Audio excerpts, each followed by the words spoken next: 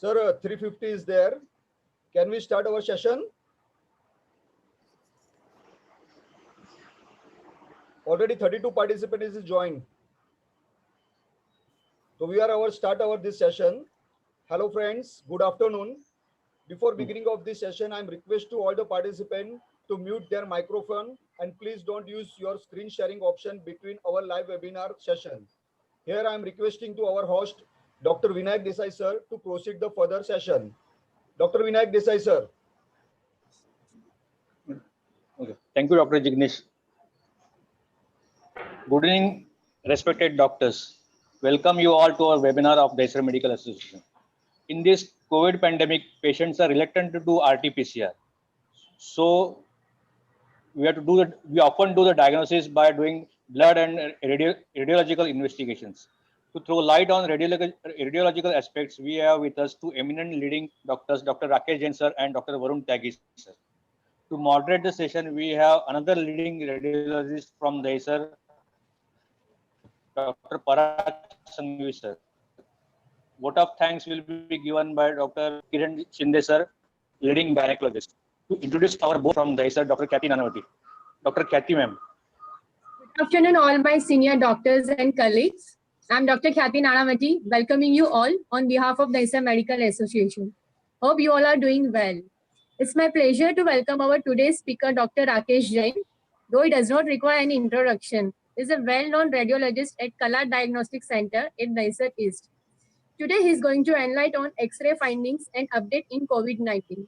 Thank you, sir.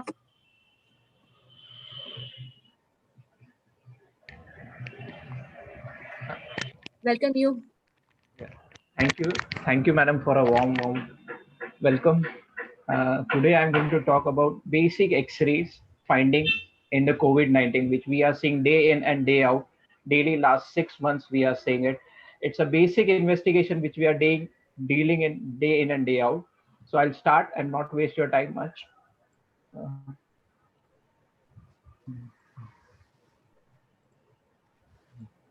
So today I'm just going to talk about chest radiograph finding in COVID-19. The next modality, that is HRCT, will be taken by Varun in detail. So as we know,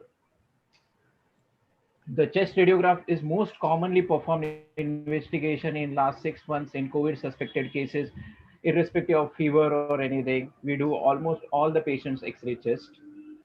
And surprisingly, we had found many findings irrespective of the symptoms in COVID X-ray patient.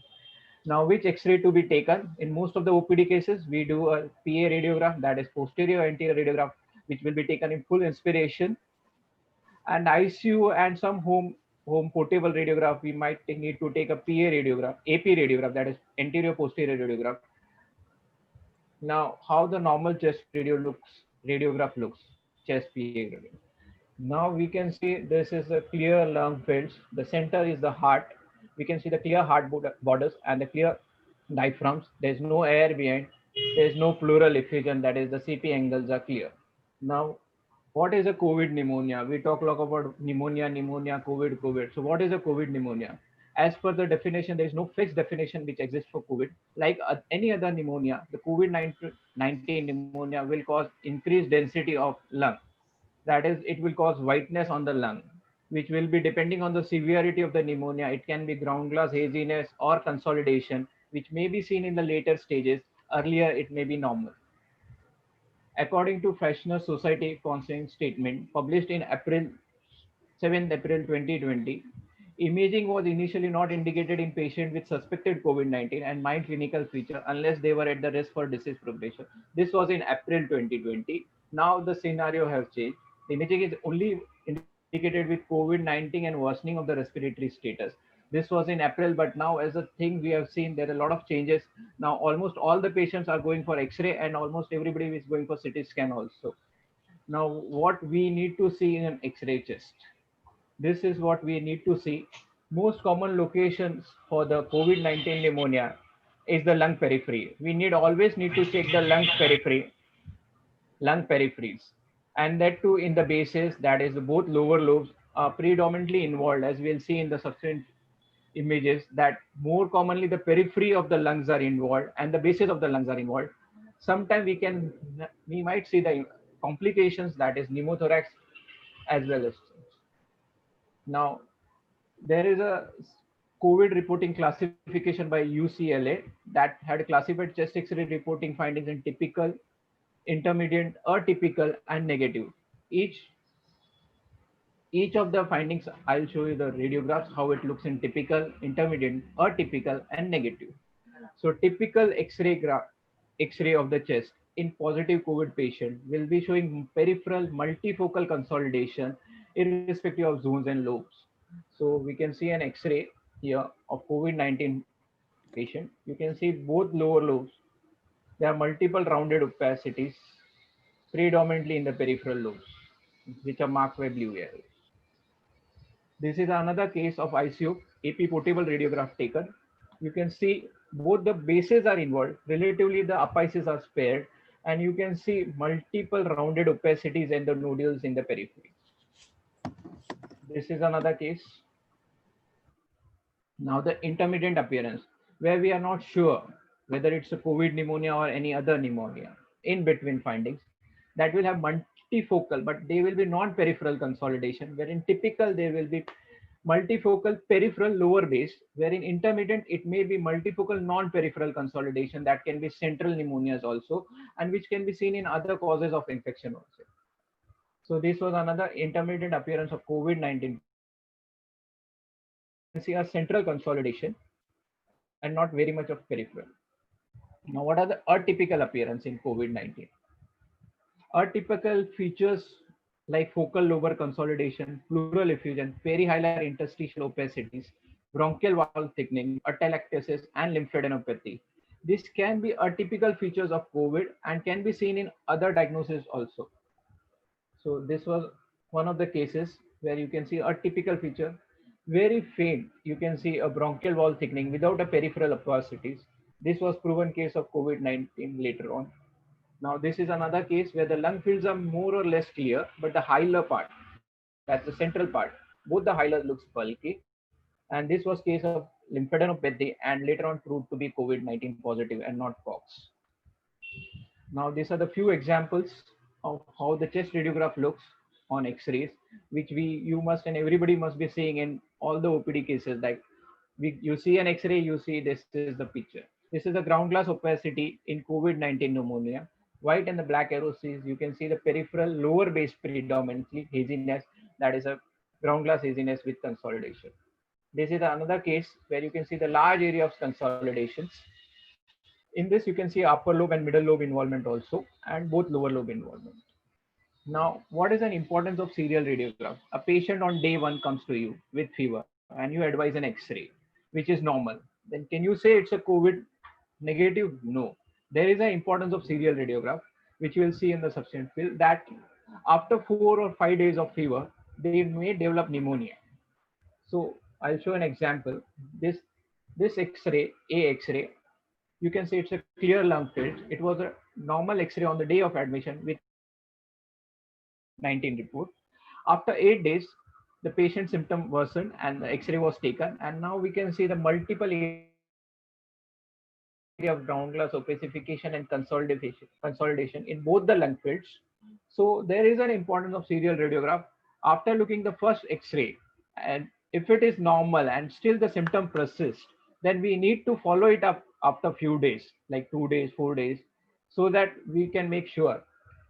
Now there are less common features which we have seen very less in cases of COVID pneumonia. One is pneumothorax. You can see a large pneumothorax in the right lung field, and there is a collapse of underlying lung, and there is a haziness in both the lung fields. There's another one uncommon complication, that is pleural effusion. In this radiograph, you can see bilateral basal haziness, that is this areas, that is ground glass opacities with pleural effusion. This was another case of COVID-19. Now, there is a complication of COVID-19 on X-ray, which is pulmonary embolism. Very difficult to diagnose on X-ray. As we know, the embolic phenomena are seen in COVID patients. So what findings we might see on X-ray? Better see on CT and CT angio, but sometimes we can see on X-rays, that is Westermarck sign. There is a dilatation of main pulmonary artery proximal to the embolus, with collapse of distal vessel. That is, there will be a sharp cutoff. There will be embolus here. This will be dilated artery, and there will be no vessels here. And there will be a Hampton's hump. This is a peripheral based consolidation or opacity with apex pointing towards the hilum. Now, what are the differential diagnosis? As soon as you see a X-ray, haziness in both lower lobe, consolidation, this, that. In COVID, you first think of COVID. But what if it is not COVID? Then there are few differential diagnoses. Most common is what we used to see earlier. That was the other atypical pneumonias and early stages of community-acquired pneumonia.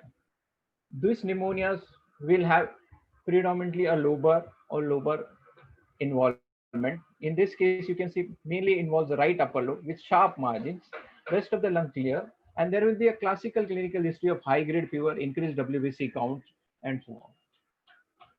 Then pulmonary tuberculosis. This is the most common condition in India. On first X-ray, it looks like TB. It looks like COVID infection. But interestingly, you can see the bases are spared here, relatively spared, and the upper lobe involvement was more. Sputum AAV turned out to be positive, COVID was negative, and this was started on AKT. Now, there is one more thing which we see in ICU setting more often, that is aspiration pneumonia. Aspiration pneumonia, classical location, and in this radiograph, you can see there will be right lower lobe consolidation. Then lung cancer, it will appear a large large solid appearing mass without any haziness or ground glass haziness here. Now, what are the summary or the potential of chest radiograph finding in COVID pneumonia? First and foremost, we have to see that most of the patient with COVID-19 infection will have a mild illness and will not develop a pneumonia. Chest radiograph may be normal in up to 63% of people with COVID-19 pneumonia, particularly in early stages, as we have seen in previous slides. Now, the changes what we expect and what we see on chest radiograph is that is ground glass haziness, coarse horizontal linear opacities, and consolidation. These are more likely to be peripheral and in lower lobe, and sometimes the whole lung can be involvement. The ground glass appearance, which we oftenly see, is common in earlier presentation and can be followed by appearance of consolidation. Now, as in COVID, we see bilateral lung involvement is more common, that is 72 to 73%. The bilateral basal involvement is more common as compared to the other bacterial pneumonias, which will be unilateral. Then signs of potential comorbidities on chest radiograph might be obscured by the signs of COVID pneumonia, like underlying coughs or so. Then appearance of nodule, pneumothorax, or pleural effusion may be incidental, may be caused by COVID-19, or may be caused by comorbidities. So if chest X-ray is negative and still we are suspicious for COVID-19, then what we do next? We simply advise patient HRCT chest. And because now the government has come up with the guidelines that HRCT rate has come to a standardization of 3,000. So I think it is more economical also for the patient, and for the diagnosis purpose, it helps a lot doing an HRCT chest if we clinically and strongly suspect COVID pneumonia. Thank you so much. Thank you for your patience listening. Thank you.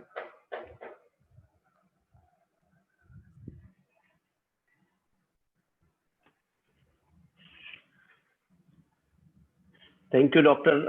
Rakesh. It was a wonderful presentation and very basic, but yet very important information which you have shared with all of us today.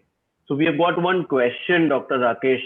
What's the right time to ask for an X-ray, chest, or an HRCT?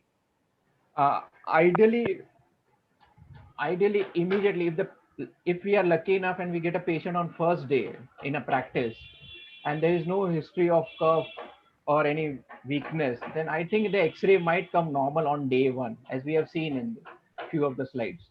After 3 or 4 days, if the fever persists, and if there is a recurrence of fever, then there is more chances of developing a pneumonia in the patient. So once initial 2 days fever settled down and it is asymptomatic patient, then we can hold or wait. After 2-3 days, there is again a recurrence of fever or weakness or hypoxia, then we need to advise immediate X-ray or HRCT depending on the availability.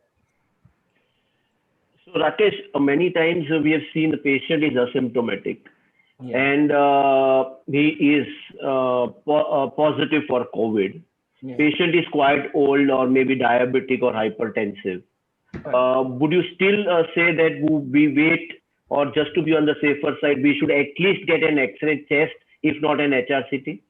Yes, sir. We need to do a baseline chest X-ray so that we will be knowing the basic and the baseline X-ray findings in the chest. Because in comorbid patient with diabetic hypertension or any underlying pathology, we don't know what was existing before. So we might be able to know what is pre-existing condition of the lungs. If there is lungs are compromised or interstitial lung disease are there.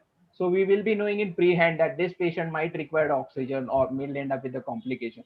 So yes, with pre-existing comorbid condition, a baseline X-ray should be done.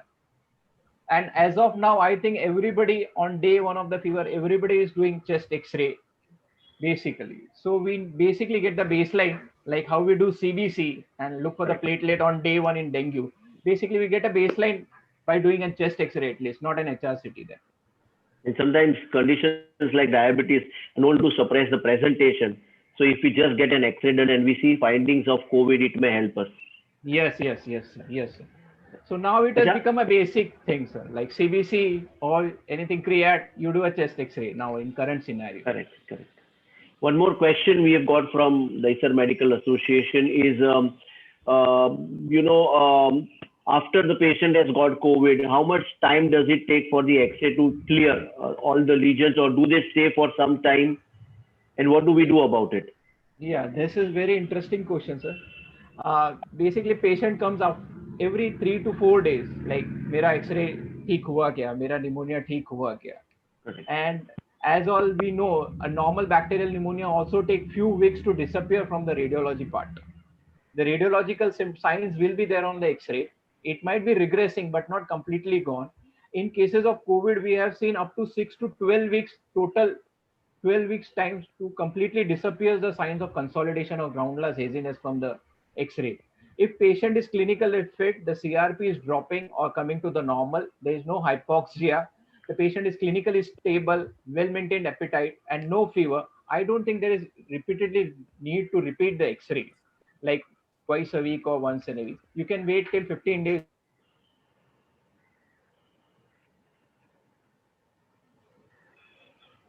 the X-ray. I think there is a drop of. Can you hear me, Dr. Jignesh? Yes, sir. Yes, sir. I think you're audible.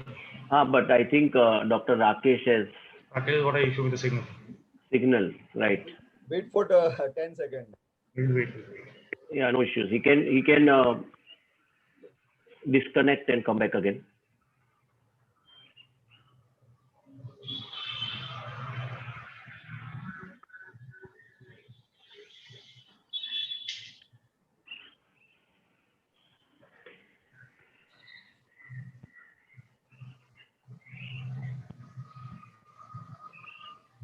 I think he's gone back and. Need to call him. Vignesh. So Dr. Varun, I'll ask you one question before you have a presentation. We've talked about an X-ray test being the baseline investigation, but now many doctors, many consultants, if you go directly, if they are symptomatic, they directly go for HRCT test and not the X-ray chest. Correct. So would you also suggest the same? Yeah, definitely. Because now, currently in India, I think at least 10 lakh patients are there for COVID-19. And during a pandemic time, X-ray can be just used as a screening tool, but to confirm the diagnosis, yeah, CT should be advised. And now, when in Mumbai, when we are seeing so many patients, like almost if we get around 50 cases of HRCT in a day, then out of that, at least 45 patients would have COVID-19 findings in them. So, and few of them are so subtle, like CT severity score maybe 3, 4, but they would not be seen on an X-ray. And these patients go back, they come back after 6 to 7 days, and they have florid COVID pneumonia because they were told their beginning X-ray was normal. Okay. So yeah, so CT during a pandemic time, now when the rates have been reduced, I think it serves as a better option, as a screening tool. Okay, okay. Thank you, Dr. Varun. This was a prelogue to Dr. Varun Tyagi. We will, of course, officially and properly, Dr. Khyati would introduce. And I think Rakesh is back. Rakesh, I've got two questions from my side. One It is not is, seen on the screen. he is there, I think. Rakesh, can you hear me? Yes, sir. Yes, sir. They are joined with us. Yes, yes, yes. Dr. Rakesh, can you hear me? Yeah. Yeah. So, Dr. Rakesh, welcome back. And two more questions from my side. One is that what is you have already told us, but I would like you to repeat that. What would be your way of following serial X-ray? How many days? At what regular intervals should we take an X-ray in a case of COVID positive case? I think is there. This like sir, it depends on the initial finding of the X-ray and the patient's clinical condition. Both has to be taken into account. There cannot be a straight line or a straight formula like every weekly or 2 weekly. Depending on the patient's saturation level, the clinical condition, if patient is well stable and the remdesivir course is over, the basic antiviral course is over, the oxygen level is maintained, the CRP has dropping down, then we can follow it after 7 days or 10 days. If patient's condition is deteriorating, then we need to repeat it after every 24 hours.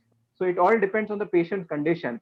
And if patient is discharged, initially had a pneumonia, patient had a 5 to 10% or 20% of the lung involvement on CT, and the patient is discharged and is home, is totally asymptomatic, then when we should do an X-ray so that we can reassure the patient that now there's no need to do anything. So that you can do after 3 to 4 weeks after discharge of the patient.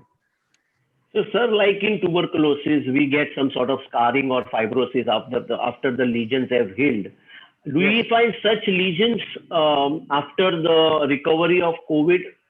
Yeah, some patients have developed fibrosis in the lung, like how we see scarring in the Cox patient. Some of the patients, not all the patients, possibly because some of the patient might be started with steroid early and some might not be started or steroid because initially the steroid was not indicated in the line of treatment initial few months. Now they started adding steroid, so that will affect the level of fibrosis also over a period of time. And the role of ultrasound, I know it has no direct role, but I'm sure you would throw some light on the utility of ultrasound. The ultrasound is our bread and butter, and we always like to work on ultrasound. So we need to find out something which we can help for the patient in COVID also with the help of ultrasound. So directly we cannot diagnose pneumonia. It's very tedious job. Touch the patient, do the scan, and still we are not up to the mark in diagnosing the pneumonia. Of course, yes, with regards to complication like pleural effusion, any abdominal related problem, we have an abdominal COVID also in some cases.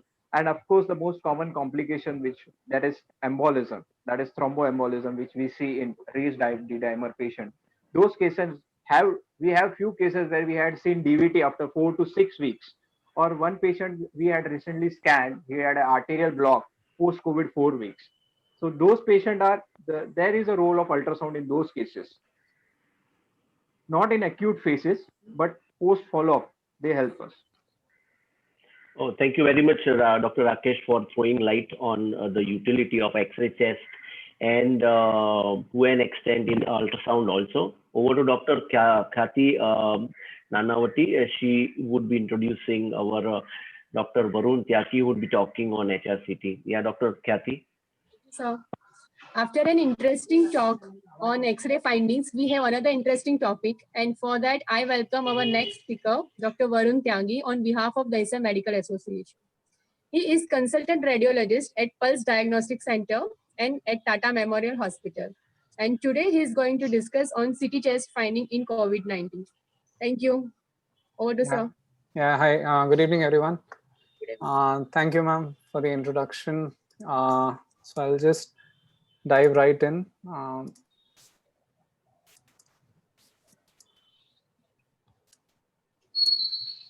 So can everyone see my screen? Yeah. So I'll be just discussing the basic HRCT findings in COVID-19 pneumonia. So here are some typical features, there are some atypical features, and there are very atypical features which are generally related to some other infections. So in typical findings, we have multifocal ground glass opacities. This is something you would find in every report of a COVID-19 patient. They would be peripheral and basal in distribution. Okay. So in these opacities, there might be vascular thickening, interstitial thickening. Okay. And another form of ground glass opacity, which would be crazy paving. In that, you would have increased interstitial thickening as the predominant finding. Then you could have a combination of ground glass and consolidation both in a same patient.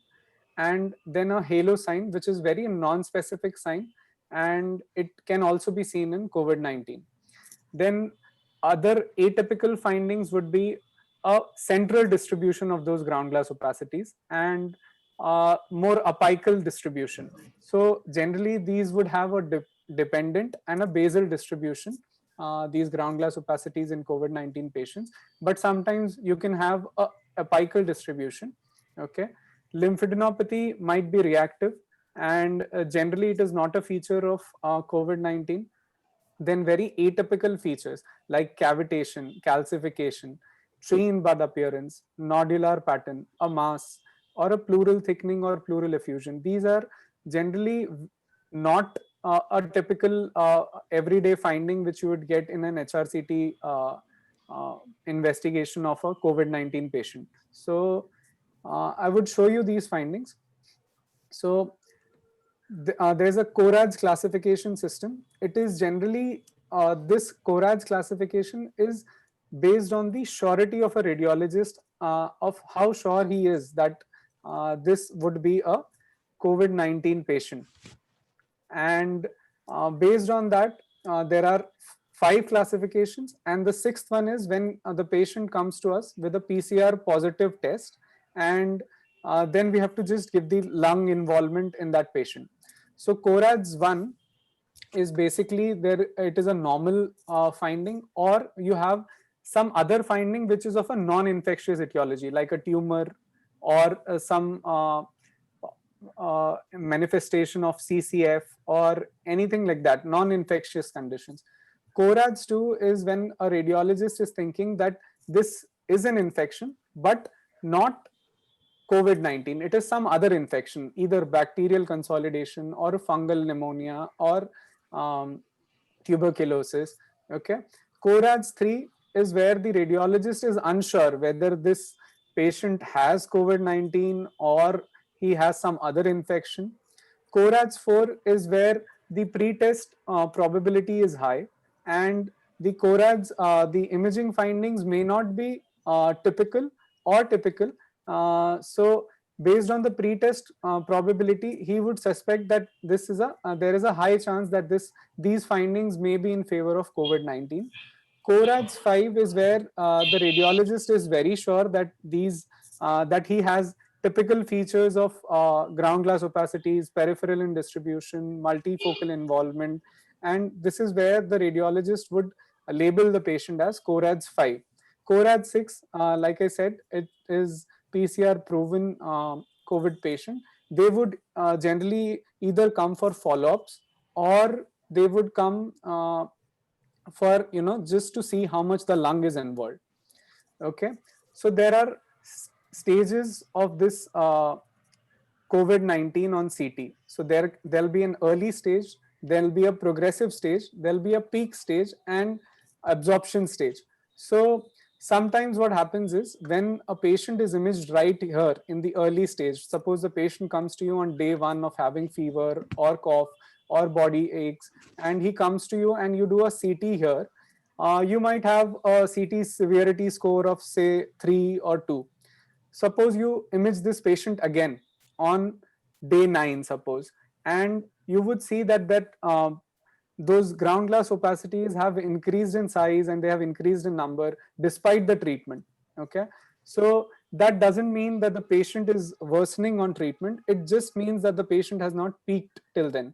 Okay, so there are 4 stages: early, that is from 0 to 4 days; progressive, 5 to 8 days, and the peak stage comes around 10 to 13 days. And then absorption stage can be from 14 days, and it can last to up to 3-4 months. Okay.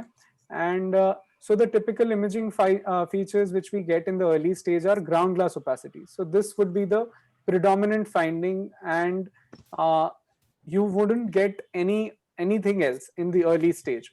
As the stage progresses, either this ground glass opacity can increase in its density, it can have additional features of interstitial thickening, subpleural bands, or fibrosis. Okay. In peak stage, this ground glass opacity can convert into consolidation. Okay. And in the absorption stage, this would follow a reverse pattern. It would decrease in density. The fibrosing bands, the subpleural bands might get thicker. And depending upon whether we have intervened with steroids or not, those thickness of the subpleural bands and the fibrosis would vary. This is not a hard and fast rule. This is just that every patient, it's not that every patient would follow these stages in this particular duration. Okay. This might vary depending upon what kind of treatment that patient is taking, depending upon the immunity of that patient. Okay. So this is the typical feature of COVID-19. Ground glass opacity is multifocal, peripheral, just in the subpleural region. This would be the pleura here. So these would be either at the periphery or along the fissures. So these are multifocal. So this is the typical feature. Wherever you see such kind of picture during this time in a pandemic, this is COVID-19 until proven otherwise. Okay. So this is the typical distribution, peripheral and subpleural in location, multifocal. So this is an early stage where you have just the ground glass opacity and nothing else. Okay. Again, peripheral distribution. So these can be very small also. And like here, these opacities were large and confluent. These can be very small and they can be round as well. Okay. So, but the predominant location of these ground glass opacities would be peripheral and subpleural in location. See, so now you can see there are very confluent opacities, and now you can see here these are vascular markings. Okay. So you have increased vascular markings in these opacities. Okay. The bronchi, and there is no bronchiectasis as such. I'll show you that as well. So these opacities, you can see there is an increased vascular thickness which is seen in these areas. Okay. As compared, suppose if you compare this normal area and then you compare this area, there is vascular thickening. Okay. So again, these are peripheral and confluent. Okay. You can see it is almost touching the pleura here. So they can be round as well. Okay. They can be round ground glass opacity surrounded by subtle areas of ground glassing, which would eventually develop as white as the central ones. Okay. So if you image this patient again after, let's say, 4 days, so this might have become bigger. Okay. So this subtle area of ground glass opacity, this would get even whiter. Okay. So again, round ground glass opacities, peripheral in distribution. So this is another pattern which we see. This is a perilobular consolidation. Perilobular. So this is a lobule of a lung, and you can have perilobular consolidation in the periphery of the lung. Okay. So this is a non-specific finding. It can be even seen in other pneumonitis patients also. Okay. So these are the common patterns and their percentage of occurrence. So ground glass opacification is seen in 88% of the patients. Bilateral involvement in 88%. Posterior distribution, that is dorsal distribution of the lungs, is about 80%. Multilobar involvement is almost 80%. peripheral distribution in 76%, and consolidation is seen in about 32% of cases. Okay, so there are some atypical features which would suggest that it is an infective process but not COVID. So that is when we label CORADS 2. So here you can see there are multiple nodules which are seen in centrilobular distribution, and the predominant finding here is a centrilobular nodule. So this might be an infection, but other than COVID. Okay, because till now what we had seen was a large ground glass patch in the periphery of the lung. Okay, so there's one patch here in the right lower lobe and a very small patch which is seen here in the right middle lobe. So this feels like this is an infective process, but here, as there is no other lung involvement, a radiologist might label this as CORADS 3, where he is unsure of whether this is COVID-19 or not. So what to do at this time? We have to do a RT-PCR test. That is the only way where we can confirm this, that this is COVID-19 or some other infection. Okay, so here you can see those centrilobular nodules which are there. Some of them are tree in bud in pattern. So this is some infectious process with an endobronchial spread and which is causing this pattern to occur. Okay, so here you can see another multiple nodules which are distributed in tree in bud pattern.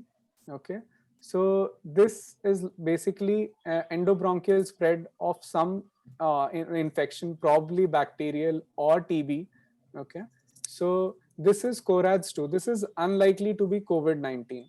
Okay, so again, so now this patient has one large area of consolidation in the left lung. A CT was done to confirm this. You can see how dense this consolidation is. Unlike what we had seen till now, those were ground glass opacities, and this is a dense consolidation. Okay, and this patient was followed up. This patient was followed up after 6 weeks of antibiotics, and you can see that this has disappeared. Okay, another ground glass opacities which can occur in patients of smokers or any toxic inhalation of smoke or some organic exposure, patients who are working on farms or with birds, is hypersensitivity pneumonitis. If suppose the patient is here, you would have multifocal ground glass nodules. So these are very ill defined. You cannot actually make out where that nodule is, where the margin of that nodule is, and multiple areas would show a coalescing pattern. So here you cannot, here there is just a homogeneous ground glass opacity which is seen throughout the lung, and patients would have a different clinical feature than COVID. If suppose this was COVID-19 pneumonia, the patient would be very sick, and for such a lung involvement, his SpO2 levels would be very low. So such patients would come walking to you complaining of chronic cough, and they might be smokers, and this could be easily this can easily be related to a smoking related illness. Okay, so there the radiologist would label this as respiratory bronchiolitis, ILD, RB-ILD. Okay, and if there is an organic exposure, suppose the patient is working on a farm or working with birds, this would be labeled as hypersensitivity pneumonitis. So this is another ground glass pattern where you could a radiologist or someone might confuse this with COVID-19, but this the clinical picture would be entirely different. The history would be completely different. Okay, so I'll show you the complete case. So here you can see that there is no particular part to which these opacities are located. They are diffusely involving all the lungs. So basically there was some injury to the lung which, like a smoke, if the patient is a smoker, the smoke would enter throughout the lungs, and this lung injury pattern would be seen diffusely. Okay, so here you can see there is an homogeneous pattern where you can see there's an increased attenuation of lung parenchyma, multiple ill-defined ground glass nodules seen in both the lungs. So this is hypersensitivity pneumonitis or RBILD. Okay, depending upon the history, the radiologist would label this as RBILD if the patient is a smoker, or if the patient is working on a farm or some other kind of exposure which he is allergic to, then he would label this as hypersensitivity pneumonitis. Okay, so all this is like smoking related disease. So the patient would have a chronic cough, no fever, and still the lung involvement would be very diffuse. Okay, so the other pattern which would be similar to COVID-19 would be an NSIP pattern. This is an interstitial lung disease. અહીંયા નહીં કરતો હા પલંગ ખરાબ થઈ જાય કરવા જવું તો આપણે જોઈએ ચાલ હું તને લઈ જાઉં બાથરૂમમાં હેલો રોમન્સ માહિતી દો તો નીચે ઉતરીને કરજે હા.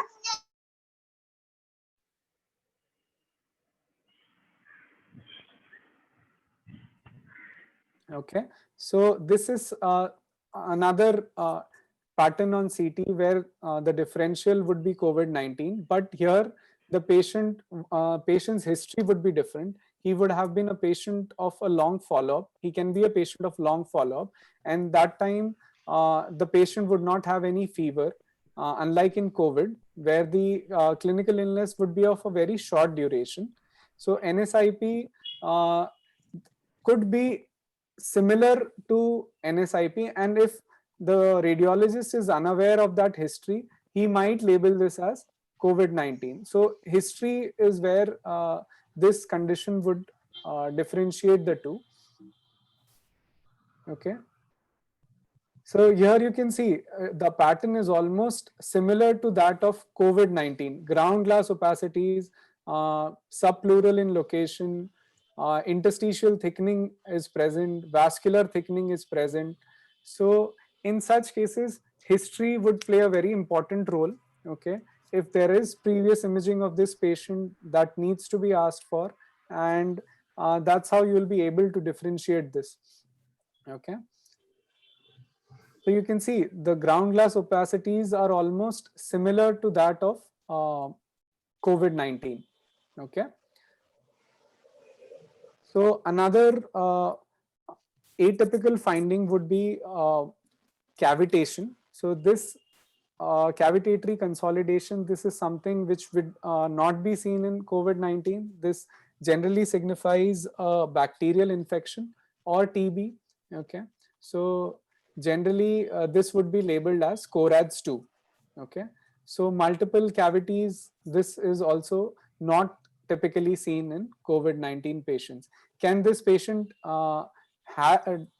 this patient of cavities have COVID-19? Sure, this ground glass opacities can very well be COVID-19, but the presence of such cavitations is uncommon in COVID-19. Okay, like sir said, aspiration pneumonia can also present as ground glass opacities, but the distribution would be different. It would be perihilar in the lower lobes, dependent regions.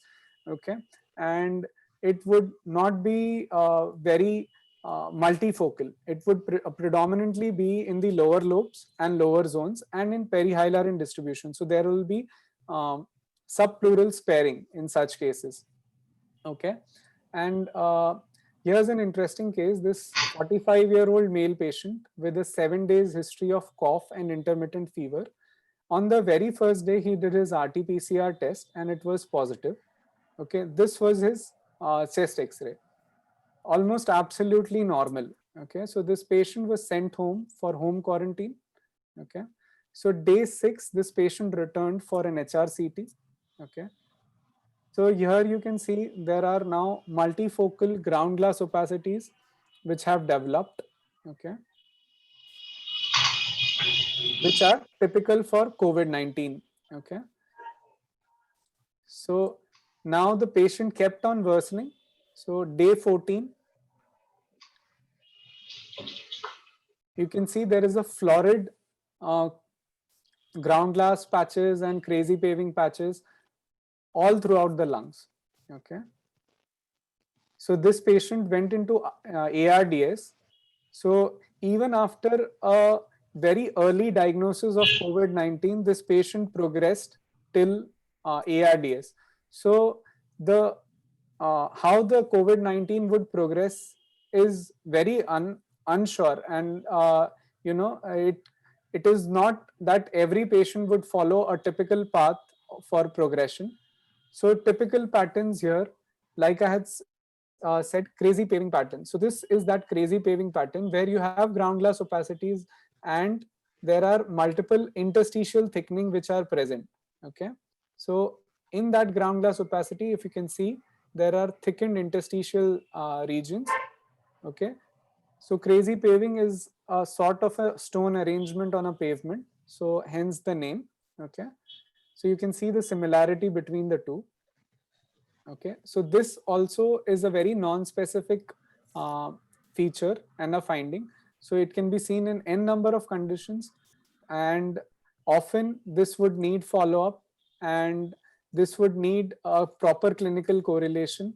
And moving on, so subpleural bands, this is also a very typical feature in COVID-19, particularly in subacute and late stages. Okay, so these areas of subpleural bands, these are called areas of fibrosis. Okay, so now this patient is in resolving stage and the ground glass opacities are turning into subpleural bands slowly. Okay, so these are the early phase features. Okay, multiple areas showing pure ground glass, and if you follow up this patient, you can see these multifocal subpleural bands. So these are areas of developing fibrosis, and these can last up to 3 to 4 months. Okay, so this is another sign, reversed halo sign. This is not often seen in COVID-19, and also this is very non-specific. Okay, so there will be an area of ground glass opacity surrounded by a thick rim of ground glass opacity, which either would be a complete ring or an incomplete ring. So this is a reversed halo sign or an atoll sign. Okay, so atoll is basically an island where you can see this represents that inner ground glass opacity. This represents that lung parenchyma that has been spared here, and then again surrounded by a ground glass opacity. Okay, so this is the typical pattern for COVID. If you have a perihilar distribution of ground glass opacity, it might be pulmonary edema, and the patient would present with features of left ventricular or left cardiac failure. Okay, he may have a segmental consolidation with air bronchograms, which would be a feature of bacterial consolidation. Okay, he might have diffuse ground glass opacities with innumerable cysts, and that patient, if he is immunocompromised, it might represent a PCP type of pneumonia. Okay, then the atoll sign which I had shown you. Pleural effusion is something very uncommon in COVID-19, and you should be looking at other pathologies why this pleural effusion has occurred. Okay, nodular pattern is also very uncommon for COVID-19 patients, and if the nodules are solid, you are looking something of an infection which has endobronchial spread, and if those nodules are ground glass in nature, you are looking something of inflammatory etiology like hypersensitivity pneumonitis or RBILD. Okay, so typically in a report you would find the features like ground glass opacities, their distribution, if fibrosis, bronchiectasis, or those subpleural bands which I had shown you are present or not. The CT severity score would be present. This is calculated on each lobe, and then the addition of that lobe is taken out of 25. The max score can be of 25. Okay, and then the CORAD's nomenclature would be given to that patient based on the surety of that radiologist, how sure he is that the patient has COVID-19 or not. Okay, so till now at our center, 91% of the patients were in mild category. 0 to 10%, 0 to 10 out of 25 in CT severity score. 8% patients were in that 11 to 20 range, and hardly less than 1% of patients were there in that 21 to 25 CT severity score index. Okay, so I can actually count, I had just 3 patients who presented in a score of 21 to 25. Out of that, 2 didn't make it. Okay, so this is that summary: typical findings, atypical findings, and very atypical findings, which would generally end up getting classified in CORADS 2 or CORADS 1. Okay. Okay. So thank you.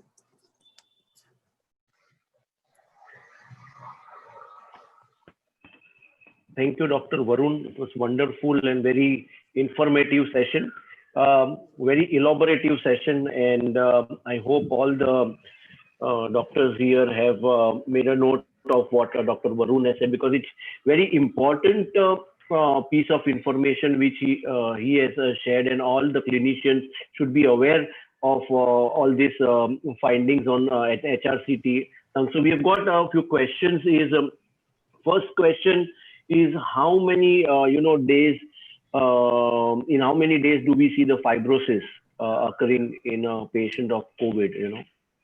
It generally starts at around day 6 or day 7. The subpleural bands might start as early as day 6 or day 7. Okay. And sometimes patients... Dr. Varun, wait a minute. I request all the doctors to kindly mute their Zoom screen so that we have an uninterrupted discussion. Thank you. Dr. Varun, yes. Yeah. So these subpleural bands can start as early as 6 to 7 days of an infection, and they can last up to 3 to 4 months also. So that is something which you need to keep in mind of. And for that, I don't think the patient should be imaged again and again. They would heal eventually. And if the patient is getting clinically better, then you shouldn't be bothered by those subpleural bands. With steroids, I think those would get better after a few days. Yeah. So, Dr. Varun, these fibrotic bands are reversible even after, say, 4-6 months, whatever. Do they totally resolve, or do you sometimes get the residual fibrosis? Till now, we didn't have any follow-ups till 4 to 5 months as of now. But till now, till 3 months, I have seen these opacities getting lighter day by day. But not some patients, they have completely resolved, and some patients, they have stayed and produced an NSIP pattern of a feature where you see a residual interstitial thickening, fibrosis, and we are yet to follow up on those patients. And I think people. Dr. Varun, are these patients symptomatic, or they just come for a regular follow-up? They come for follow-up. They are saying they are better. They don't have breathlessness, and some patients do have these symptoms of breathlessness on exertion, but most of them are asymptomatic. And they are COVID negative? Yes, they are COVID negative. Okay, one more question was, what's the importance? How important is this CT scoring? CT scoring. And how is it correlated to the severity? That you have already mentioned it, but can you throw the light on it? CT. So basically, what happens is it would help certain management scenarios, as you know, because patient might come to a GP, and if he knows that in certain moderate cases that he needs to admit this patient, so this at that particular time that CT severity score would help, and in management of that patient, and they can also predict at times where that patient would end up. Okay, if the patient is having regular follow-ups on CT, then if the CT severity score index is not increasing, then the clinician might have a fair idea where he stands as to the management of that patient, whether he has to admit that patient, whether home quarantine would be safe for this patient.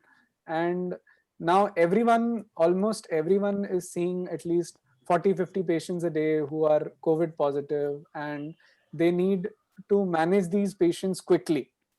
And so in that particular time, that CT severity score index would help a lot for those patients. Dr. Varun, two things I wanted to ask is what's the role, Dr. Rakesh has also said that we get the increased incidences of coagulation and one of them leading to pulmonary embolism. So many patients are coming for HRCT. Can we suspect a case of pulmonary embolism on HRCT? And if we suspect, then do you go and proceed with CT angio? Till now, we didn't have any patient who has presented with pulmonary embolism and COVID together. It is described in the literature, but till now we didn't have any patient like that. And we have at least done till now 2,700 cases of COVID. So till now, we didn't have that complication yet. Patient presenting with pulmonary embolism. We had patients who had DVT and those patients presenting as pulmonary embolism. Dr. Varun, wait a minute. Yeah. I'm sorry, one of the doctors has unmuted it and we.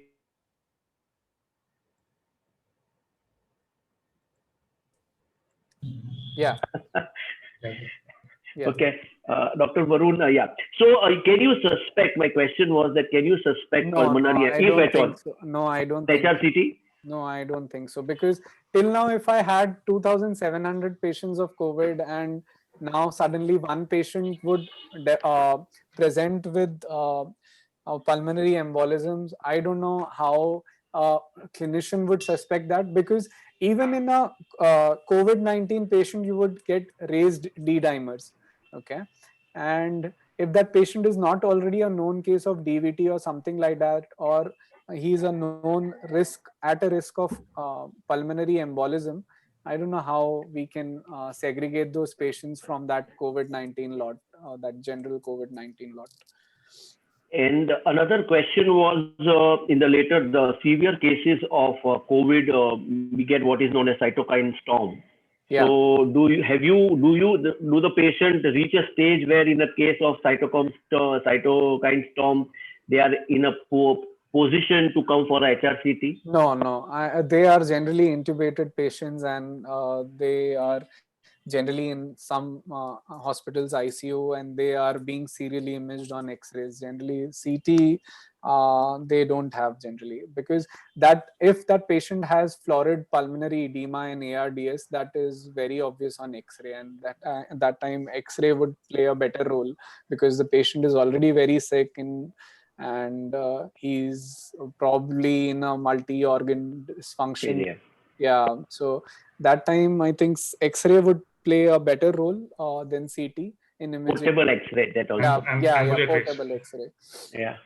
All right. So one more question was that you have given a description of cases of CT pictures, which may not be COVID. You can, but in the present scenario where you say 95 out of 100 patients turn out to be COVID cases. Yeah. Even if it's all those pictures where ideally you would have said, oh, this is something else, but in the present scenario you would still confidently be in a position to say, oh, this is not COVID, or you would have give a guarded report? No, in such I'll just share my screen once again. Okay. So basically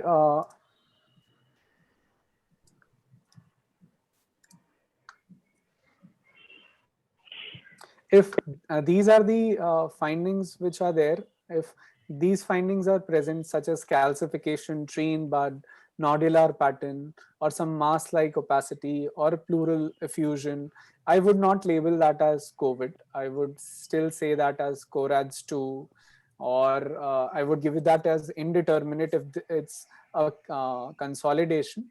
But generally, if the imaging pattern falls into this category, I would label that as CORADS 2 and not as CORADS 5 or CORADS 4, or that patients needs a COVID testing. I would just say that this is this is an infection, but it is other than COVID, and it may be bacterial or COX or some other infection.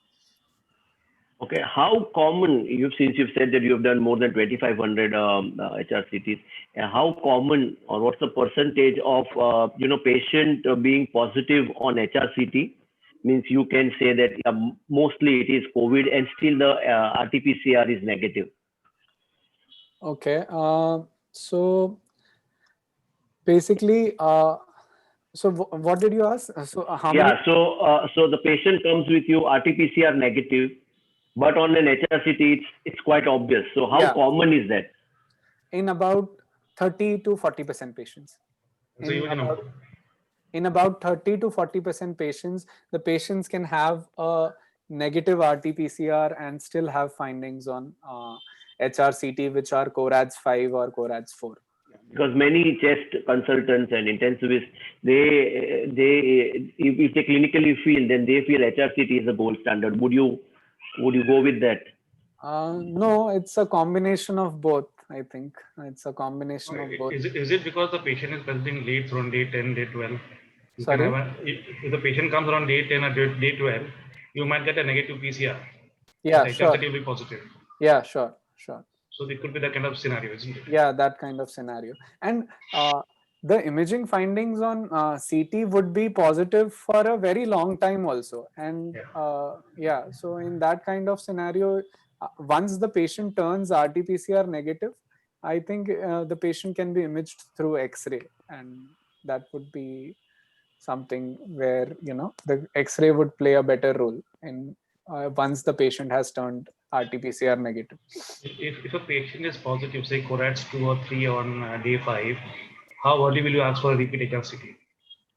And if the patient is asymptomatic, day 5 you get CORADS stage 2 or stage 3. When will you ask for a repeat HRCT for this patient? Yeah, so again, I would like to repeat this. CORADS classification, which is there, that CORADS classification, that 1, 2, 3, 4, 5, that is not a stage. And many, I have seen many GPs being confused by that those are surety levels of a radiologist. Right. Okay, so those are not stages. That is just how sure that radiologist is whether this particular imaging finding can be COVID-19 or not. Okay, the severity or the stage would be decided either by the percentage of lung involvement or CT severity score. Okay, so generally if the CT severity score is less than 8, the patient is healthy, he's maintaining his SpO2, those patients can be home quarantined if possible. If they have a room, if they don't have any elderly patients at home, if the conditions are ideal, those patients with a CT severity score of less than 8 can be home quarantined. But like I said, I had shown you one case where the X-ray findings were 0 on day 1 and patient was diagnosed on RT-PCR on day 1 itself, and then still that patient progressed to ARDS. So sometimes it can be very uncertain how that patient would progress, and that's why clinicians keep telling the patients, keep monitoring your SpO2, keep monitoring your fever daily, twice a day, because you never know how those patients would get worsen at what stage, okay, despite being on treatment. But that means expected treatment has its own drawbacks. It has its own benefits. Yeah. It's better to be having an early diagnosis and more aggressive kind of therapy. Yeah. That's the sure shot way of getting out of the situation. Yeah. Dr. Parag, please. Yeah, so Dr. Varun, last question, maybe just because being a radiologist, I have this question in mind. It's been 7 months that you've been, by and large, people all over the world have been, using HRCT for diagnosing or as a part of diagnosing COVID and the follow-up. And being in India, tuberculosis is very rampant. So you have come across a case or cases where, patient is COVID or patient was tuberculosis under treatment, then because of reduced immunity and he has become COVID. There are cases where we have 2 infections at a time, where you would Right. have residual changes of or sequelae of COVID, where he would have fibrosing patches in the upper lobes, and he would have developed new infection as well. So that is very, it can happen. Yeah. We can able to pick up that this Yeah, may yeah. be Infections interstitial disease of COVID plus some other some other. like Yeah, tuberculosis and all. Yes. I think we have covered almost all the questions from our doctors, and if anybody has got any more questions, otherwise, Dr. Jignesh, I don't know who's going to give a vote of thanks, but from my side, thank you very much, Dr. Rakesh and Dr. Varun. It was really thank you, sir. wonderful. Thank you, sir. For you throwing lights on both the modalities for diagnosis of COVID and management of COVID. Thank you very much. Okay, Thank you, friends. sir. So Thank you. I think so. No any more questions are remain. Sir, it is very informative and interactive question answer session. So thank you, Dr. Rakesh Jain sir, Dr. Varun Tyagi sir, and all. Thank you. Thank you, sir. Thank you. Now here I am requesting our chairperson, Dr. Kiran Shinde sir, to give the vote of thanks. This was both Dr. Varun, Dr. Rakesh. It was a very excellent, elaborate, and very informative academic session. And I would like to thank both of you all for giving such a beautiful session. Thank I would you, like sir. to thank Daisar Medical Association and also Dr. Parag for getting these things together. It's a wonderful thing that is happening on a weekly or maybe fortnightly basis. And we should have frequent sessions of this. COVID times, we have been through a lot of stuff for the last 5 months, another few months to go. And I just wish, I hope, and I pray all of us sail through it very easily and peacefully. Yeah. I think we can wind Keep up the safe, session. everyone. Keep safe. Keep safe. Thank you. Be safe. Yeah. Thank you very much. Yeah. Okay, thank you, Dr. Kiran Shinde sir. Dear friends, today is the 9th webinar of our series of, and Dr. Rakesh Jain sir and Dr. Arun Tyagi sir are delivering excellent lecture to us and updating our knowledge about chest radiography and the HRCT finding in COVID-19 epidemic. So thank you to Dr. Rakesh sir, Dr. Varun sir, Dr. Parag sir, Dr. Kiran sir, Dr. Khyati madam, and Dr. Vinayak sir. At last, thanks to our team DMA and all the participants who take the active part in today's webinar series. On behalf of Daisar Medical Association, here I am Dr. Jignesh Vasant Chauhan, announce the end of today's webinar session. Thank you very much, sir. Okay. Yeah. Thank you. Thank you, sir. Yeah. Thank you, sir. Yeah.